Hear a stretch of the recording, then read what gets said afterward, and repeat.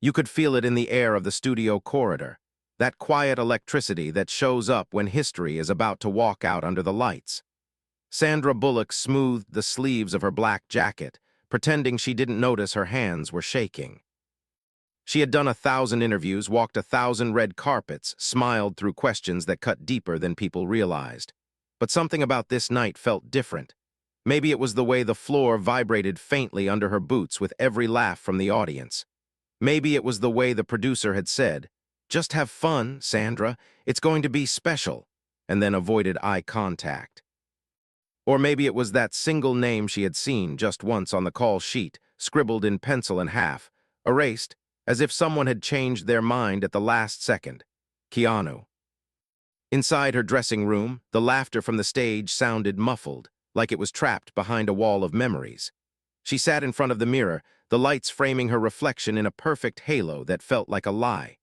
The woman looking back at her wasn't the 20-something girl from the set of Speed, the one who made bad jokes to hide how nervous she was around her quiet, gentle co-star.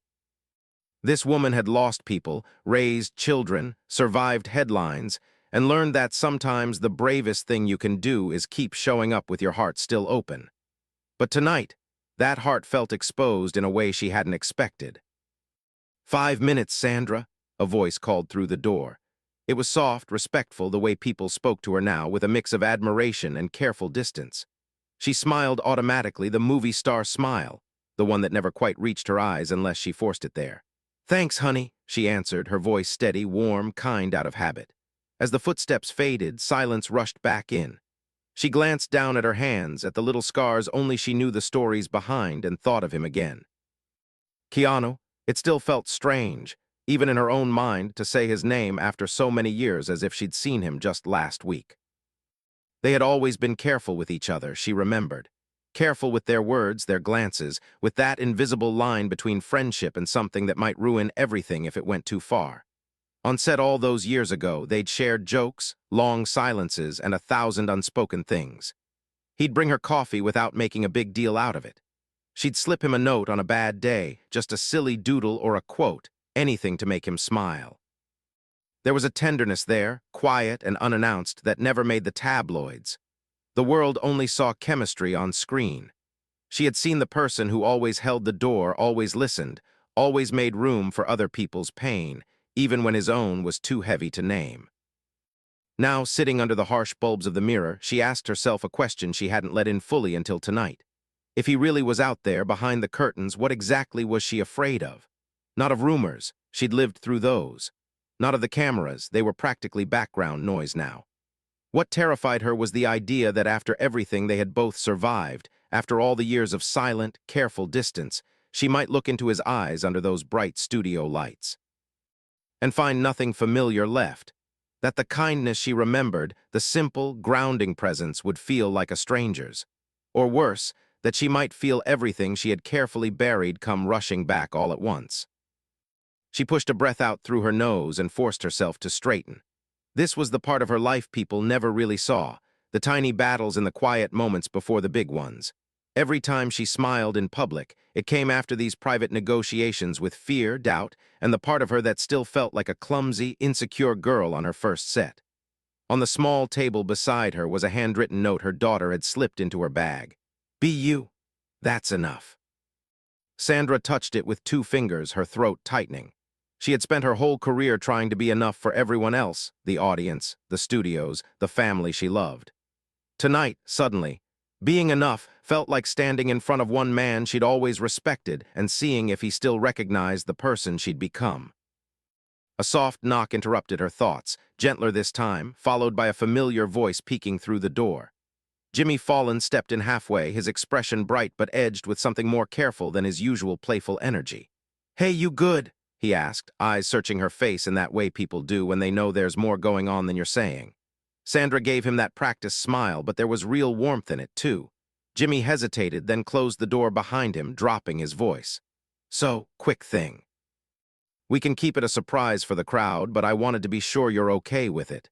He's here, and if you don't want to do this, we change the plan, no questions asked." For a heartbeat, everything in the room seemed to go still, the buzzing lights, the distant applause, even the sound of her own breathing. Sandra didn't answer. Her fingers tightened around the note on the table, crumpling it slightly as a dozen memories collided with the reality waiting just beyond the hallway. Somewhere behind that curtain, Keanu Reeves was sitting under the stage lights, maybe as nervous as she was, maybe completely calm, maybe rehearsing some shy, self-deprecating line that would make the crowd explode. Jimmy watched her, waiting, the kindness in his eyes giving her space. And in that suspended moment, standing between the safety of the dressing room and the risk of walking into a past she never fully let herself understand, Sandra realized she was about to choose what kind of courage she believed in now. The kind that walks away, or the kind that steps out there, heart completely unguarded. Most people think the scariest part of a late-night show is the cameras or the jokes. It's not. It's that quiet second when someone gives you a choice, and you realize the answer is going to say more about who you are than any interview ever could. Sandra kept her eyes on Jimmy, searching his face like she could read the future in it. He wasn't doing the TV Jimmy thing now. No exaggerated grin, no playful shrug, just a friend waiting. For a second she flashed back to all the times someone hadn't given her that choice, when studios told her where to be, what to wear, how to smile, when her life off camera was treated like it belonged to everyone but her. This, right now, felt different. Respect. Space. It was such a simple kindness, and that alone almost undid her. "Is he okay with this?" she asked quietly, surprising herself with the question. Not what will people say, not will it be weird. Just, is he okay? Jimmy nodded. He said, "If you're not comfortable, we don't do it. He doesn't want to spring anything on you. He was actually more worried about you than the bit." There was a softness in his voice when he said that, like he'd seen something in Keanu's eyes he couldn't quite turn into a joke. Something in her chest loosened and ached at the same time. That sounded like him. Gentle, careful, even in a business that rewarded the opposite. For years, she'd watched clips of him online in those rare interviews. The way he listened more than he talked, the shy way he avoided praise, the way he always turned the spotlight back onto someone else. She had wondered, privately, if fame had hardened him.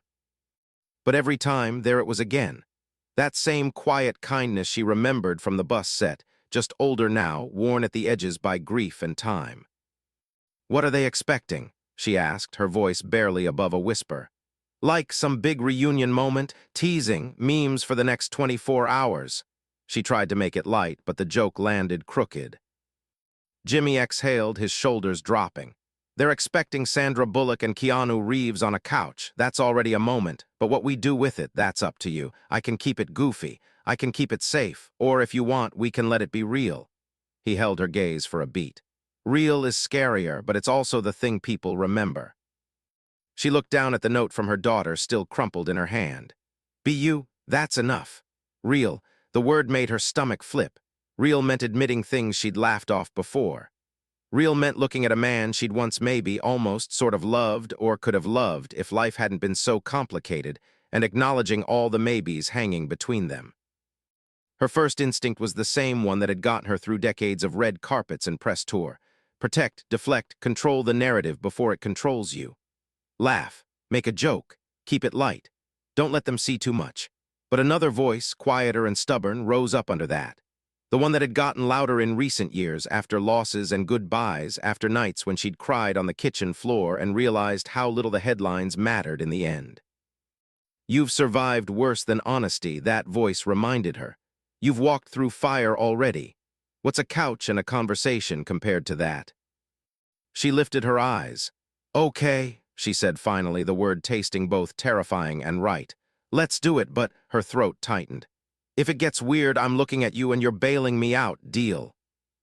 Jimmy's relief was almost boyish. He reached out and squeezed her shoulder, quick, respectful, like a brother. "Done, I've got you." Then he stepped back toward the door, the performer sliding back over the friend like an invisible jacket. "They're gonna love this," he said, but this time it sounded less like a promise to the ratings and more like a promise to her that she wouldn't be alone out there. When he left, the room felt smaller, as if the walls had nudged closer. "Okay," she murmured to herself, standing. Her knees felt looser than she wanted them to. She slipped the note into the pocket of her jacket, close to her heart, and took one last look in the mirror. The woman staring back wasn't flawless. Fine lines traced the corners of her eyes, tiny maps of laughter and sleepless nights. There were shadows there too, things she had lost and things she still feared losing. But there was also something she hadn't noticed in a while, a steadiness, a kind of quiet strength that said, "You've fallen apart and put yourself back together. You can walk onto a stage." The hallway to the studio felt longer than usual, a tunnel of buzzing lights and half-whispered voices. Crew members moved like a practice dance, headsets on, clipboards in hand. Someone rushed past carrying a tray of water bottles, another checked cables near the curtain. As she walked, people glanced up not at the star, but at the person they knew. "Hey, Sandra," a camera operator called, giving her a small wave. "Break a leg." She stopped just long enough to smile, make eye contact. "Only if you promise to catch me," she said, and his laugh echoed down the hallway like a tiny, needed blessing. Near the stage entrance, a young production assistant waited with a headset and a nervous smile. She couldn't have been more than 23. "Ms. Bullock, I'm supposed to walk you to your mark," the girl stammered. "Huge fan, by the way. My mom and I watch while you were sleeping every Christmas. It's like our thing." Her cheeks flushed like she hadn't meant to say that out loud. Sandra's heart softened. Even now, on a night when her own anxiety was buzzing in her ears, there was room to be gentle with someone else. "What's your name?" she asked. "Carla." "Well, Carla, tell your mom I said hi, and that she has excellent taste." She watched the girl's eyes light up, shoulders visibly relaxing, and for a moment, Sandra felt grounded again. This was what she knew how to do, not just entertain, but connect, make people feel seen. The kindness she offered others looped back to her as a kind of quiet courage. From the other side of the curtain, Jimmy's voice rolled over the audience, playful and warm. They were coming back from commercial. The band kicked into a bright riff and the crowd roared. Sandra could hear none of the individual words, just the shape of excitement, the sound of people ready to be entertained, to forget their own worries for a few minutes. Somewhere out there in that bright, humming space, Keanu was already on the couch. She could picture him so clearly it almost hurt. The slightly hunched posture, like he's trying to take up less space, the way he'd smile more with his eyes than his mouth, fingers laced loosely in his lap. She remembered a day on the speed set long before any of this. They were shooting on the bus in brutal heat, cameras sweltering, tempers fraying. She had botched the same line 3 times, the pressure getting to her, and she'd felt that awful burn of humiliation crawling up her neck. During a reset, Keanu had leaned over, voice so low only she could hear. "Hey," he'd said gently, "I messed up my line 5 times last week. They still kept me." His eyes had crinkled at the corners. "You're doing great." "We got this." No ego, no teasing, just simple reassurance. Later, when she watched the dailies, she realized he'd been the one struggling that whole day, yet there he was, comforting her instead. That's who she was about to walk out to. Not the internet's favorite sad meme. Not the untouchable movie legend. Just the same man who had always made space for other people's fear and tried to make it feel smaller. "Okay, Sandra, 30 seconds, someone called. The stage manager, headset tilted, counted off on his fingers. The curtain in front of her felt impossibly thin now, the only thing separating her from millions of eyes and one pair of eyes that mattered more than she wanted to admit. From out front, Jimmy's words started to separate into sentences. "And we have a very special guest joining us. She's one of my favorite people on the planet." The crowd reacted before he even said her name. Her heartbeat synced with the rising cheers, thudding in her ears. Instinctively, she reached into her pocket and touched the crumpled paper there, grounding herself in the tiny truth of her daughter's handwriting. The stage manager held up a hand. 5, 4, 3. On the other side of the curtain, she heard Jimmy pause, his tone turning just a shade more mischievous. "And, Keanu, I think you're gonna like this, too." The audience erupted, catching the implication before she fully did. Her breath hitched. In that 1 second, she wasn't on a talk show anymore. She was standing on the edge of every road not taken, every what if she'd tucked away behind work and schedules and fear. If she walked through that curtain with her walls up, they would keep her safe. If she walked through with her heart open, anything could happen. "Ready," the stage manager murmured. Sandra swallowed, her throat tight but her spine straight. She nodded once, more to herself than to anyone else, and as Jimmy's voice soared, "Please welcome the incredible Sandra Bullock." The curtain began to move, the blinding light spilling in, and she took her first step toward the man she hadn't quite stopped thinking about in 25 years. The light swallowed her first, a white-hot wall that made the crowd nothing but a blur of sound. Then shapes came into focus. The band to her left, Jimmy at his desk, and there, on the couch, that familiar tilt of a head she knew before her brain even caught up. Keanu was already standing. The applause crashed over them, loud and joyful, but she barely heard it. For a heartbeat, all she saw was him crossing that short distance with the same unhurried walk she remembered from set, the one that never tried to dominate a room. His hair a little shorter, his face a little older, but the same eyes, warm, shy, searching hers like he was making sure this was really happening. They reached each other halfway between Jimmy's desk and the couch. The hug wasn't staged, there wasn't time. It came out of both of them at once, like muscle memory. She wrapped her arms around him and felt his hands slide up between her shoulder blades, a steadying pressure. The crowd went wild, clapping and whistling, but in the middle of it there was a tiny pocket of stillness where they just breathed. "Hi," she heard herself say against his shoulder, half laughing, half trying not to. He let out a short, almost disbelieving chuckle. "Hi," he answered, voice low, right by her ear. "You look wow." She pulled back enough to see his face.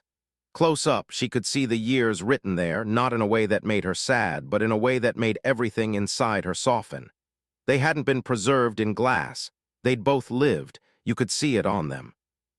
"Look at you," she said, a little breathless. "You still look like you're about to jump on a bus and save the day. It's very annoying." The audience laughed, catching the flirt in the joke, and his mouth curved into that crooked smile she remembered, the one that started in one corner and slowly took over. There was a flicker in his eyes, too, surprise, maybe, or relief, at her letting herself be that open with him on camera. They moved to the couch together, still slightly dazed, like they were trying not to trip over 2.5 decades between them. Jimmy was grinning, hands spread as if to say, "Look at this, look at them." When they sat, Sandra unconsciously left a little space between herself and Keanu, then caught it and inched closer, closing the gap. The crowd noticed, roaring again. She rolled her eyes in mock exasperation, but she didn't move away. "Okay, okay," Jimmy said, laughing as he tried to calm the room. "We're gonna talk, I promise." He turned to Sandra. "First of all, thank you for trusting us with this. I know this is a lot." She shrugged lightly, shoulders looser than she felt. "You say that like I had a choice," she teased, then glanced sideways at Keanu. "He's very pushy, you know. Threatened to drive a bus through the studio if I didn't show up." Keanu shook his head, eyes crinkling. "No," he said in that gentle way of his, voice almost swallowed by the crowd's laughter. "I just showed up when they said you might be here. I figured it'd be nice to see you." He said it so simply that for a moment the noise around them dipped. There it was again, that humility that refused to turn anything into a performance, even when cameras were rolling. Jimmy leaned in, seizing the energy but not quite breaking the spell. "You two have this like legendary chemistry. People still talk about speed, about how, you know, the bus, the bomb, the whole thing, but also you, together. And over the years we've heard these little stories." He wiggled his eyebrows. "Little, crushed stories." A wave of knowing laughter rippled through the audience. Sandra's stomach tightened. There it was. The thing they'd both dodged with jokes for years. She felt her shoulders tense before she forced them to soften again. She glanced at Keanu. He was already looking at her, a tiny question in his expression. "You okay?" She should have expected this, she told herself. This was the internet age. Clips lived forever. That interview where she'd laughed and said she'd had a crush on him during Speed had been played 1,000,000 times. The one where years later he'd admitted he'd had one too. People loved the almost of it. The romance that never happened. It made for great content. Yeah, Jimmy continued, playing with a stack of blue cards he wasn't really looking at. "You know what I'm talking about. Sandra, you once said if you had dated back then it might have. I think your exact quote was, 'We might have destroyed something beautiful.'" The room quieted a notch. The words sounded heavier now, hanging between them in the studio air instead of in a pre-taped segment she could joke her way through. Sandra felt her pulse climb. The easy smile wanted to step in to rescue the moment with something light. But under the table, her fingers brushed the folded edge of the note in her pocket, as if her body remembered before her mind did. "Be you. That's enough." Jimmy looked from her to Keanu and back again, his mock serious expression disguising something more careful. "So, I kinda have to ask," he said.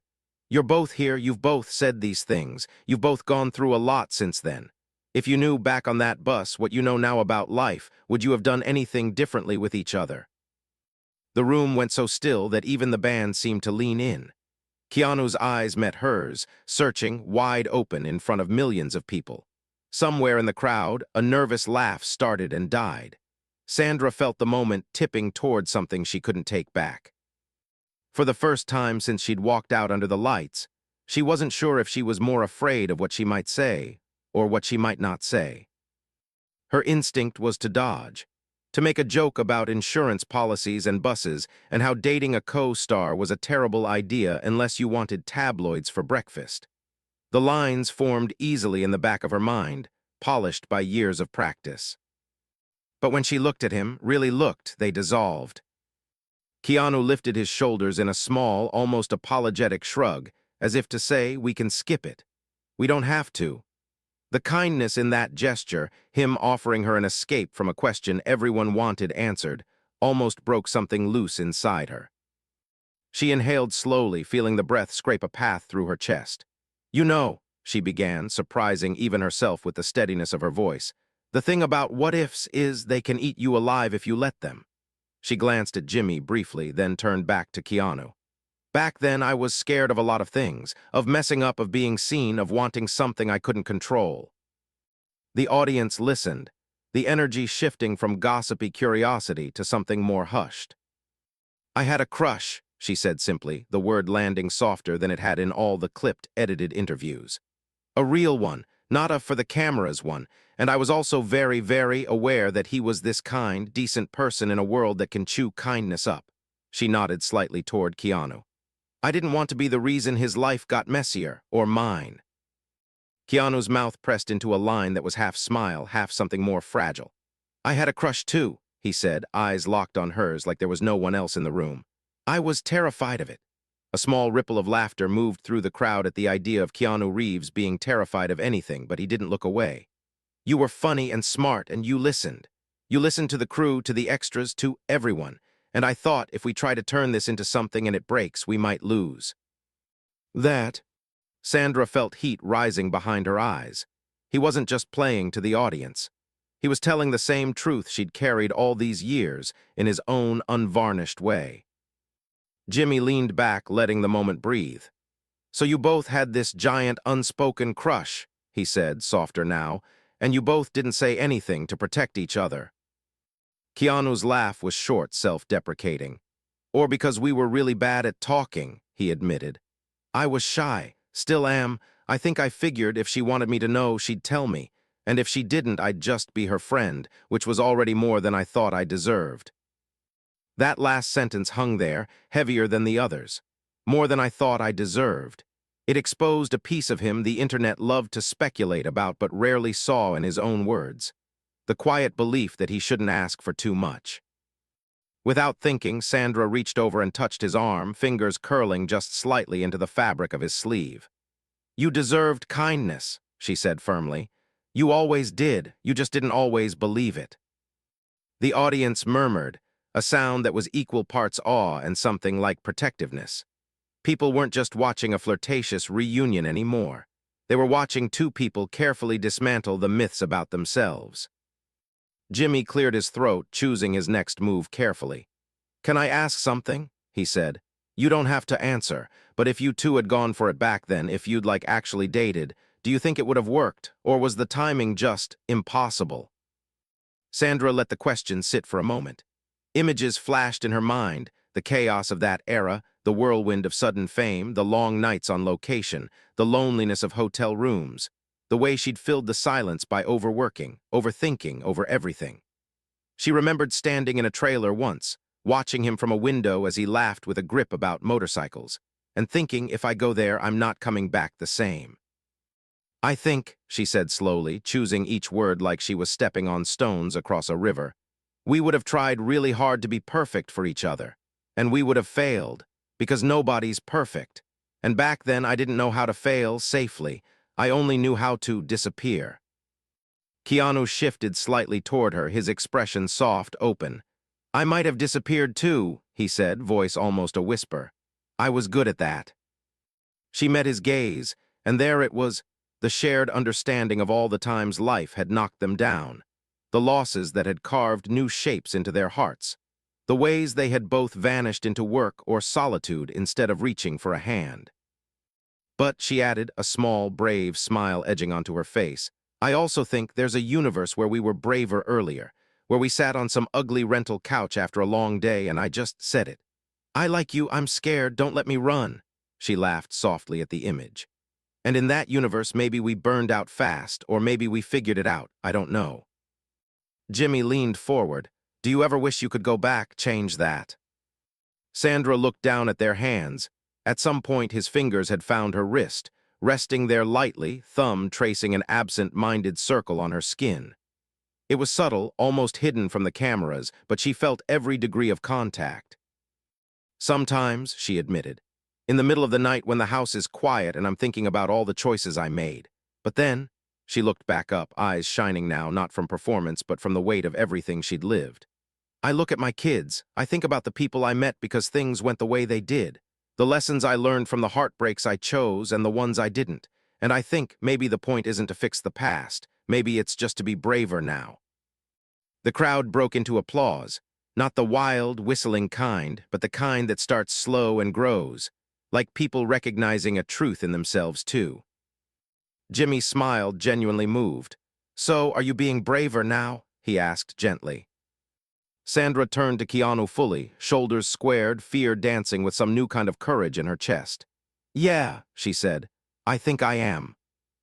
She held his gaze, and for the first time in 25 years, let herself say something she'd always kept tucked safely behind a joke. "I liked you then," she said, voice steady. "I like you now, and if you ever decide you're not too shy to have coffee with an old co-star, I promise not to run." The room exploded. Jimmy practically fell back in his chair. The internet would dissect that line for weeks. But in the middle of the chaos, it was just the two of them again, both a little stunned at her own boldness. Keanu's cheeks flushed, a rare, boyish pink under the lights. He laughed, shook his head in disbelief, then squeezed her hand, this time openly. "I would love to have coffee with you," he said, every word felt, not performed. "No bus, no bomb, just coffee." They were still laughing, a little shell-shocked, as the band swelled for commercial and Jimmy called for a break. The cameras' tally lights went dark one by one, but the energy stayed, hanging around them like static. As the stage manager shouted counts and the crew moved in a quick blur, Sandra and Keanu stayed on the couch, their hands somehow not letting go. The noise faded to a low hum, and for the first time that night, they were almost alone. He leaned slightly closer, his voice meant only for her. "That was brave," he murmured. "You okay?" She swallowed, her pulse a drumbeat in her ears. "I don't know yet," she confessed, realizing it was the most honest answer she could give. "Ask me after, whatever this turns into." He nodded slowly, his thumb brushing the back of her hand now, a small, grounding touch that said more than any of the jokes, any of the headlines that would come. There was history here and regret, and something new, fragile and untested, but undeniably real. From offstage, someone called, "Back in 10," and the studio snapped into motion again. They both turned instinctively toward the cameras, the practiced part of them sliding back into place. But between their joined hands, something had already shifted, a choice made. A door opened. And neither of them knew, as the red lights flickered back on, just how much that single moment of courage was about to change the story everyone thought they knew about them. The segment after that felt almost surreal, like walking through bright water. They joked about old stunts and terrible 90s haircuts. Jimmy pulled out a photo of them on the speed set, both of them sunburned and laughing at something out of frame, and the audience awed like a single creature. Keanu told a story about her bringing homemade sandwiches for the crew on a night shoot. She countered with a memory of him giving his own bonus to the special effects team after a rough production day. Between the laughs, there were flashes of something more grounded. When Jimmy asked about resilience, about how they'd both kept going through very public pain, the air shifted. Keanu talked about grief without details, just the shape of it, how it sat on your chest in the mornings, and how some days the bravest thing you could do was brush your teeth and show up anyway. Sandra spoke about single parenting, about tucking her kids into bed after hard news days, and deciding that in their house, love would always be louder than fear. By the time they wrapped, the room felt less like a talk show studio and more like a strange kind of group therapy, lit by stage lights and punctuated by punchlines. The audience stood as they went to commercial for the last time, a standing ovation that felt less about fame and more about survival. Then, as quickly as it had bloomed, the moment fractured into logistics. Staffers swarmed the set, cables were coiled, props whisked away. Jimmy hugged them both tightly, whispering "thank you" into Sandra's ear in a way that made it clear he meant for more than just the episode. "You okay?" he asked again, quieter this time. "I think I just emotionally skydived on national television," she said, half laughing. "So we'll see if the parachute opens." He squeezed her shoulders. "It did," he said. "Trust me." Then he was gone, pulled into another conversation, another camera, another task. The machine rolled on. Sandra found herself suddenly, acutely aware of how tired she was. The adrenaline that had kept her upright was beginning to ebb, leaving behind a gentle shaking in her hands. She flexed her fingers, half expecting them to still be pressed against Keanu's. At some point in the chaos after the final applause, they'd let go. A production assistant appeared at her elbow. "Ms. Bullock, we can take you back to your dressing room now," she said politely. Sandra nodded, offering a grateful smile. But before she could follow, she heard that familiar soft voice behind her. "Hey," Keanu called. It wasn't loud, but it cut through the noise like a clear note. She turned. He stood a few feet away, the crowd of crew ebbing and flowing around him like he was a rock in a river. He looked vulnerable in a way she hadn't seen on film. Hands shoved into his pockets, shoulders slightly curled in, eyes on her and nowhere else. You heading out?" he asked, as if they hadn't just shared 20 minutes of nationally televised intimacy. "In a minute," she answered. "You disappearing already? That was fast, even for you." He huffed a small laugh. "I thought I'd say goodbye first, properly, if that's okay." The assistant hovering near her glanced between them, then wisely drifted away. They fell into step together, moving slowly toward the hallway that led back to the dressing rooms. Away from the stage, the air was cooler, dimmer, quieter. The sound of the audience being shepherded out bled in faintly through the walls, a distant roar that felt like it belonged to another planet. For a while they walked in silence.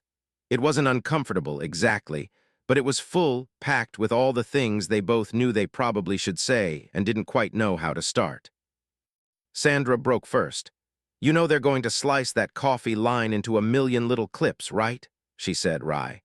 "By tomorrow, my kids are going to be sending me memes of my own face." He smiled, looking down at the floor as they walked. "Yeah," he said, "probably a beat, but I liked it." "Liked what?" she asked, feigning innocence she didn't feel. He glanced at her, eyes crinkling. "You not running." That landed deeper than he probably meant it to. She swallowed. "I almost did," she admitted. "About 18 times." He nodded. "Me too." They reached a quieter stretch of hallway, the traffic thinning out. A janitor pushed a cart past them, nodding politely. Someone laughed behind a closed door. The normalcy of it all, the mundane details of a TV studio late at night, wrapped around their very abnormal moment like a strange kind of comfort. Keanu stopped near a small alcove with a water cooler and a bench tucked just out of the main flow. "Can we sit for a second?" he asked. She realized she was grateful he'd asked. Her legs felt like they were made of something unstable. "Yeah," she said, easing down beside him. The bench was too small for two movie stars, forcing them close enough that their shoulders almost touched. For a moment they just sat there, staring at the opposite wall. A poster for some previous episode, a taped schedule, a handwritten reminder about a fire drill. Real life taped up over make-believe. "I'm sorry," he said suddenly. She blinked, turning to him. "For what?"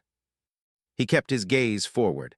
"For not calling over the years. There were A lot of times I thought about it, especially when I saw, he trailed off, respectful enough not to list her losses like headlines. I didn't want to intrude or be another person asking for something when you were already carrying so much. She felt something twist in her chest. You wouldn't have been another person, she said, voice softer now. You would have been the opposite you always were. He shook his head slightly, jaw working.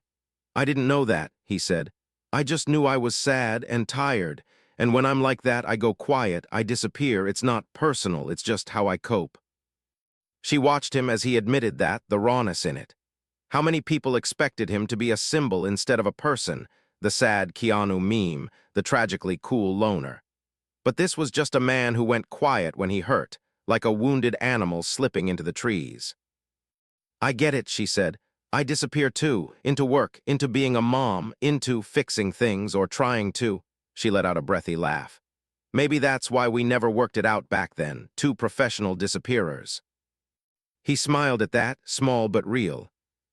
You asked me something out there, she said, turning on the bench to face him more fully. About being braver now. She hesitated, then pushed past the old instinct to minimize. So I'm going to say this and immediately regret it, but here we go. He looked at her, giving her his full attention in that way. He had that made her feel like no one else existed. It was terrifying and kind, and exactly what she needed. I was lonely, she said. The word felt heavier than its letters. For a long time, even when I was surrounded by people, even when I had family. And I told myself I was fine because I had work and kids and a roof, and that's more than most people get. But there were nights when I would have given anything just to sit on a couch with someone who knew the version of me from before all of this. She gestured vaguely toward the studio, the world, all of it. Someone who knew me when I was still figuring it out. His eyes softened, something like pain flickering through. You could have called me, he said quietly. I know, she said, equally quiet. You could have called me too. Silence again, but different now. Less like avoidance, more like consideration. After a long moment, he turned slightly. Can I ask you something? He said. She nodded, heart climbing into her throat. If you hadn't been afraid back then, he asked, the words careful and slow. If you'd said something on that bus or in that trailer or in some ugly rental living room, what do you think we would have been to each other? The question dropped between them like a pebble into deep water. She felt the ripples of it moving through everything. The show they'd just done, the years they'd lived apart, the fragile thing that might be trying to grow now. She looked at him, really looked, the way she hadn't let herself look on stage. At the tired kindness in his eyes, at the slight sag of his shoulders that spoke of years of carrying invisible weight, at the way he still made room for her even in his uncertainty. There were so many ways she could answer, with a joke, with romantic fantasy, with something safe and vague. But the part of her that had walked through that curtain earlier, the part her daughter's note had spoken to, knew there was only one way that mattered now. She drew in a slow breath, feeling the answer gather itself somewhere deep, ready to change the shape of all their what-ifs. I think, she said carefully, we would have broken each other a little. He blinked, clearly not the answer he'd expected. His brows drew together. In the best way, she added quickly, a small, sad smile tugging at her mouth. I think we would have bumped into each other's sharp edges and knocked some of them off. You would have made me slower, quieter, more here. And I probably would have dragged you into a few ridiculous dances you didn't want to do. He huffed a laugh at that, the image clearly not far-fetched. But we were young, she continued. And we didn't know how to hold something that fragile without dropping it, so we protected each other by not trying. She shook her head, more at her younger self than at him. I don't know if that was right, I just know it's what we did. He sat with that, eyes on the floor, thumb rubbing absently at a scuff on the bench. Do you wish we'd tried anyway? He asked. She let the question settle in her chest. It ached there, but not in the way it used to. Less like a wound, more like an old scar that still could feel the weather. I used to, she admitted. I used to lie awake and rewrite scenes in my head, give us different lines, different timing, better courage. But then I look at my life, at my kids, at the people I became responsible for because of the choices I made, at the things you walked through, the person you are because of them. she shrugged gently. If changing one thing meant losing all of that, I don't know that I'd take that trade, even for you. He looked up at her then, really looked, and there was something shining in his eyes that had nothing to do with the studio lights. That's very you, he said softly, thinking about everyone you might lose before you think about what you might gain. She laughed once caught. Occupational hazard, she said, of being a fixer and a mom. He was quiet for a long moment. I used to think my life was punishment, he said finally, the words coming slowly as if he was tasting them on the way out. Like every good thing was borrowed time, so I was afraid to ask for more, to say, I want this. Especially with people I cared about, it felt greedy. Her heart clenched. It's not greedy, she said, it's human. He met her gaze, and there was a kind of fragile determination there she recognized. The look of someone trying to step out of an old story they'd told themselves for years. Maybe, he said, but I didn't know that then. I'm trying to know it now. They sat there together, two people who had spent careers pretending for cameras, finally saying the lines that mattered when no one was watching. Somewhere down the hall, a door opened and closed. A distant laugh floated through, then faded. The building was emptying out, but in that little pocket of hallway, something was filling in instead space where regret had lived, making room for something less dramatic but more solid. Choice. I don't know what we would have been, she said at last. Back then. She reached up and brushed a stray piece of hair away from her forehead, suddenly self-conscious. I just know I don't want to spend the next 25 years wondering who we could be now. He went very still. Now, he repeated, like he was testing the weight of the word. Now, she said again, more certain this time. Not in the headlines, not as some grand romance for people to project their stuff onto. Just as two very tired, very stubborn people who have survived some things and are, maybe ready to not disappear on each other anymore. A beat of silence, then he smiled, small but genuine. I can try that, he said. The not disappearing part, I can't promise I'll be good at it, but I can try. She felt something unclench inside her, something she hadn't realized she'd been holding since the first time she'd seen his name on a call sheet. Trying is a lot, she said. Trying is almost everything. He nodded, then cleared his throat, suddenly boyish again. So, this is going to sound very uncool, he said, but can I have your number? She blinked, then burst out laughing, not the polished, camera-ready laugh, but the kind that took her by surprise and made her eyes water. You've had my number, she said, swatting his shoulder lightly. For years. Yeah, but it's probably under like some old manager's contact, he protested, grinning now. I want the direct line, no bus, no bomb, just... He hesitated, then finished, just you. Her laughter softened into something quieter. She pulled her phone from her pocket, the screen lighting up her face in the dim hallway. Give me yours, she said. We'll both delete the old ghosts and start fresh. They exchanged phones like two teenagers in a high school hallway, thumbs tapping, names appearing. When she handed his back, she glanced at the screen and saw what he'd saved her as. Sandy, the brave one. Her throat tightened. You're ridiculous, she said, but her voice wobbled around the edges. He held up his phone. On his screen, his name glowed under her new contact label. Keanu, no more disappearing. They both smiled at that. A shared, slightly embarrassed grin that felt better than any scripted line either of them had ever delivered. Mom. The voice came from the end of the hallway. Sandra turned. Her daughter stood there, having been let through security by a staffer, her expression a fascinating mix of awe, protectiveness, and teenage skepticism. She held up her phone where a notification was already buzzing. The internet thinks you just proposed to Keanu Reeves with coffee. Sandra groaned, dropping her head back against the wall for a second. That was fast, she muttered. Her daughter walked toward them, shooting Keanu a shy smile. Hi, she said. I'm the one who writes pep talks on Post-its. Keanu's face lit up. You're the note writer, he said, genuine delight in his voice. Nice to meet you, they work, by the way. Sandra's daughter looked at her mother, then back at him. Thank you for being nice to her, she said simply.